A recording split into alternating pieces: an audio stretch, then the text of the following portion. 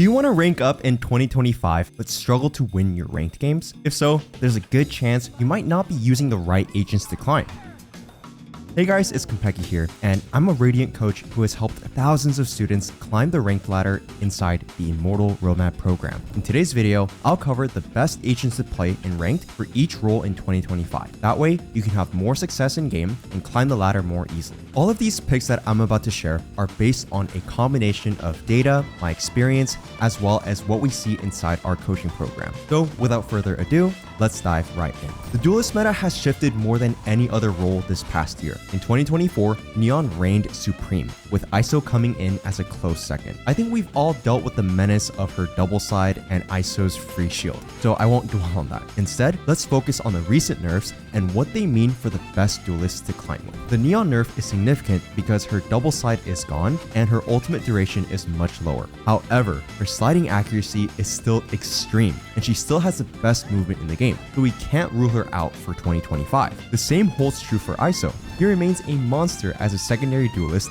and a pseudo initiator with his vulnerables. His ultimate rarely feels like a 50-50 when he has his shield, and his wall is excellent for preventing spam when entering any space. Although I believe both agents will remain popular, they won't dominate the top of the duelist pool. In fact, I think these nerfs have created the most balanced duelist playstate Valorant has ever seen. So good job, Riot.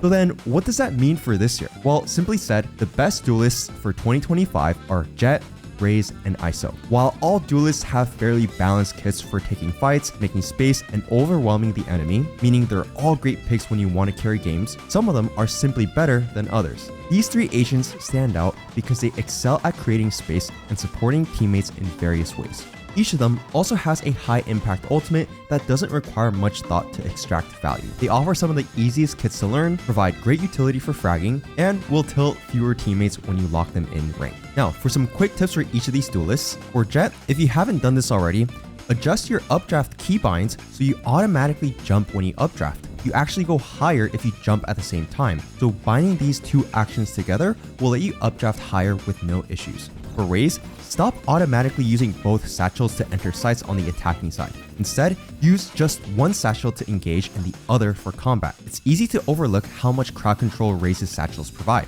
especially in 1v1s. So use your second satchel to catch enemies off guard and mix up your gunfights. And lastly, for ISO, start using his wall during retakes to protect yourself while defusing the bomb. This strategy works especially well on large open maps like Abyss, since ISO's wall can soak up bullets in areas where spam is strong, such as the ledge of B site on Abyss. Save his wall for those moments and you'll secure some crucial rounds. Now that we've gone over duelists, let's talk about Sentinels. For Sentinels, they have evolved to fill more niche, complex roles on a team. Look at our newest Sentinels, Vice and Deadlock for example. Both share Sage-like elements in their kits, but function quite differently in a match. Vice is able to gather better info than the other two wall agents, Deadlock and Sage, because she can place her wall like a tripwire and use her flash as an intel tool. However, for Razor Vines, while offering the best stall in her kit, are generally easily countered. Since the meta has become more selfish across all roles in ranked, Sentinels must handle supportive duties and intel gathering when others on your team won't. That means each Sentinel sacrifices something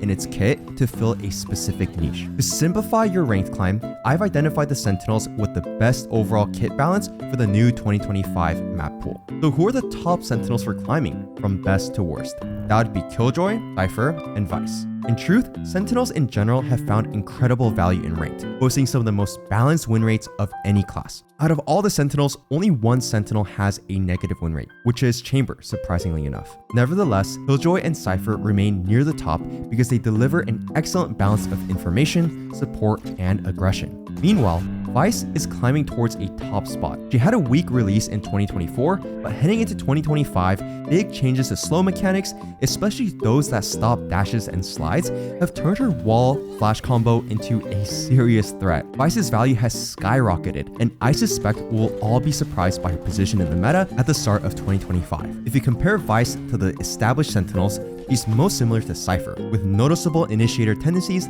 that let her get more aggressive than you might expect, and this makes her formidable in rank. As a quick tip for Sentinels, it's tempting to lurk constantly on these agents, but you don't always have to. Some of you enjoy lurking and pick Sentinels specifically for that reason, which is totally fine. However, sticking to only one playstyle can make you predictable in ranked. For example, if you always push a site with 4 teammates while you lurk, the enemy can take the rest of the map or track you down. They know you're going to be lurking every round, leaving your team in a 5v4 post plan. Sometimes it's better to commit to 5-man hits and stay with your team to trade kills. Sentinels also have some of the strongest post plant stall utility in the game, so coordinate with your team more often instead of lurking every round. Now, before I continue with the remaining 2 roles, I would like to quickly mention that if you need more hands-on help playing any of these agents in order to rank up and improve, my team of Radiant and VCT coaches help you rank up 500 RR in just 10 weeks, guaranteed, or we coach you for free until you do inside the Immortal roadmap program. Inside, you'll receive over 100 hours of personalized coaching, including hands-on drills, scrims,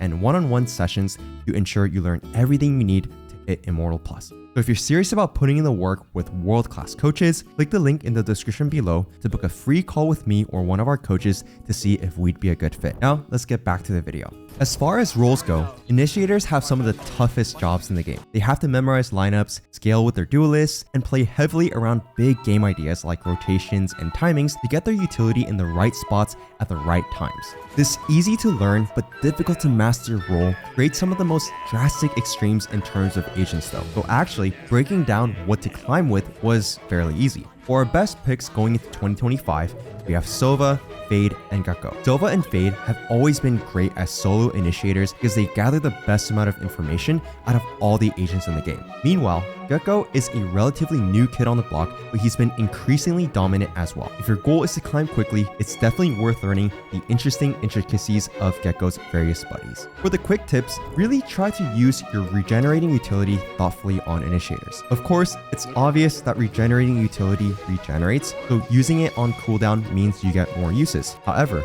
there's a reason that pros don't just use their regen utility as soon as a round starts. Your goal shouldn't be to maximize the uses per round, but instead, it should be to maximize the impact of it. Therefore, focus on reading the enemy's tendencies so you get plenty of value from each use of your signature ability. For instance, if the enemy team regularly 5-stacks the site you're defending, you might want to hold onto your dart instead of continually confirming that all 5 of them are there. In many cases like this, you'll probably just hear a bunch of footsteps and you can learn their plan from audio cues, util usage, or consistent pathing. All because ranked teams rarely vary their strategies too much. Capitalize on that knowledge by saving your regenerating utility to punish enemies as they push into your site. Now, let's talk about the final role that can help you climb. Controllers aren't what they used to be, and it certainly shows when comparing their impact over the years. The old double controller meta was essentially gutted with the large Viper nerfs, meaning you never see it being played in ranked anymore. However, the biggest thing is the downfall of Omen,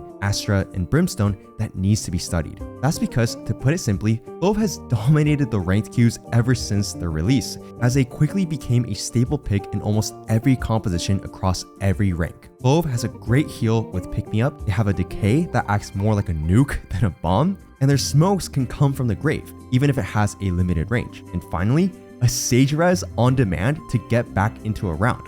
So what does that mean for our controller rankings? For climbing, the top ranking controllers are Clove, Brimstone, and Viper. Clove was a go-to choice in 2024, and that won't change in the foreseeable future for 2025, unless they get nerfed. However, there's a sleeper pick that many have overlooked, Brimstone. He has the game's longest lasting smokes, the strongest immediate execute with 3 smokes at once, one of the best ultimates for clearing space and stalling, and arguably the most lethal molly in the game. Combined with his Brimmy with the Stimmy utility, he remains an underrated star of the controller class. He's easy to pick up, has some tricks like molly lineups in his back pocket that you can master, and he works really well in the map pool starting 2025.